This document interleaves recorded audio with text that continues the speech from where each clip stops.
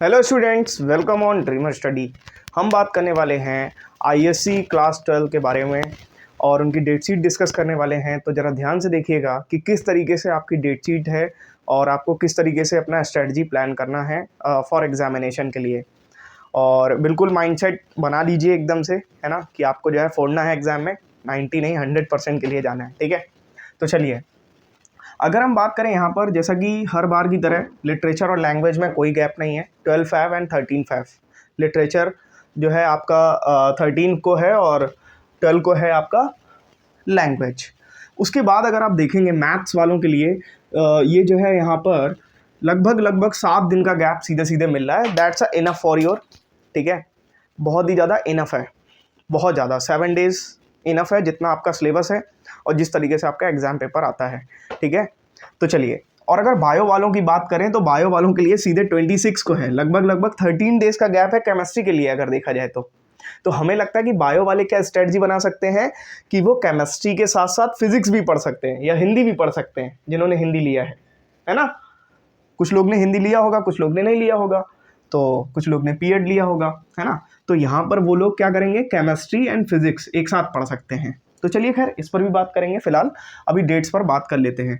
तो 25 को आपका मैथमेटिक्स है, 26 को आपका केमिस्ट्री है और 1 मार्च 2024 आपका जो है हिंदी है। जिन्होंने लिया होगा उन लोग का जो है हिंदी उनको देने जाना है। और क्या, फिर ऑप्शन में होता है हिंदी। 4 मार्च 2024 फिजिक्स अगेन। अगर हम देखें तो फिजिक्स में इनफ गैप है, ठीक है, क्योंकि इधर भी काफ़ी सारा गैप है और बहुत सारा गैप है। हमें लगता है कि अभी भी आप लोग पढ़ाई करेंगे तो यहाँ पे गैप पे ही निर्भर नहीं रहना है। गैप मिलने से क्या होता है, रिलैक्स माइंड होकर के आप लोग पूरा अच्छे से रिवाइज कर सकते हैं, बस इतना ही होता है गैप से। हाँ, अगर आप अभी नहीं पढ़ेंगे तो गैप में तो फिर ट्रबल में चले जाएंगे। चलिए अब यहाँ पर अगर बायो वालों के लिए देखें तो एक बहुत ही अच्छा यहाँ पर उनके लिए क्या है, ये गैप इन्होंने दिया हुआ है, लगभग ये 11 डेज़ का गैप यहाँ पर इन्होंने दे दिया है।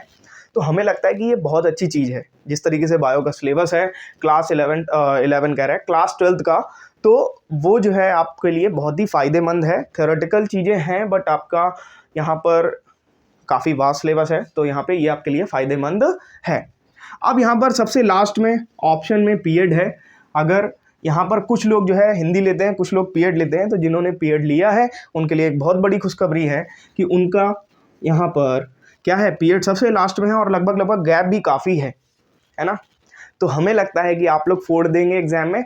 अभी देखो, अभी ज़रा देखते हैं, ये आपका क्या है, लैंग्वेज है, ये लिटरेचर है ना। तो इसको तो आपको जो है बहुत अच्छे से प्रिपरेशन करके रखना ही पड़ेगा। आपको जितने टाइम आप इसको जो है रिटर्न करके देखें चीज़ें, वो ज़्यादा बेटर रहेगा। बाकी मैथमेटिक्स है, आप सवाल लगाइए, प्रैक्टिस करिए, जितना प्रैक्टिस हो सकता है, जितना फॉर्मुलेज रिवाइज हो सकते हैं आप करिए, ठीक है ना। और गैप तो है ही है, वो गैप तो 12th वालों के लिए गैप का कोई मतलब नहीं होता, सच्चाई ये है, क्योंकि जितना गैप मिलेगा उतना फ़ायदा है आपको। बट अगर आप अभी से प्रिपरेशन करके रखते हैं। अब यहाँ पे केमिस्ट्री की बात करें तो आपको पहले से पढ़ के रखना पड़ेगा, गैप के अंदर अच्छे से रिवाइज कर पाएंगे, क्योंकि यहाँ पे केमिस्ट्री भी फिजिकल, ऑर्गेनिक और इनऑर्गेनिक, ये तीनों का कॉम्बिनेशन, तो यहाँ पे इनको एक साथ टैकल करना और माइंड में कोई चीज़ स्लिप ना हो जाए ड्यूरिंग एग्जामिनेशन, इस बात का ख्याल रखना, ये एक बड़ा टास्क है। हिंदी वाले हिंदी करके आएंगे, तो खैर ये तो ऑप्शन है, इसको हटा ही देते हैं।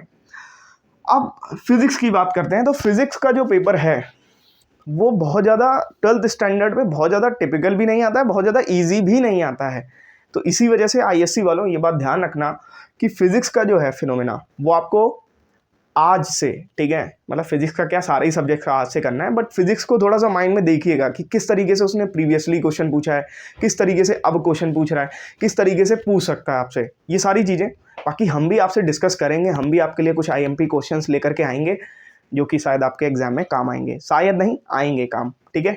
चलिए अब बात करते हैं बायोलॉजी की। तो बायोलॉजी पहले से ही बात कर चुके हैं कि ये थ्योरेटिकल है पूरी तरीके से और आप लोग इसको इजी वे में टैकल कर लेंगे। और पीएड की अगर हम बात करें तो जितना हम जानते हैं पीएड के बारे में, most of students scoring more than 90 marks in PEd, है ना, क्योंकि यहाँ पर सिलेबस कम है और चीज़ें बहुत ही बच्चे इतना समझदार हो चुके होते हैं कि वो अच्छे से आंसर राइट कर सकते हैं, है ना। और स्टोरी वाइज ही होती हैं चीज़ें, story in the sense data होता है, कोई जैसे क्रिकेट हो गया या कुछ भी हो गया, तो इन सब गेम्स के बारे में चीज़ें लिखनी होती हैं। तो आई थिंक आप लोग यहाँ पर आपका जो एम होना चाहिए इंटरमीडिएट में मार्क्स लाने का वो 100% ही होना चाहिए, क्योंकि आ सकते हैं और आए भी हैं, है ना।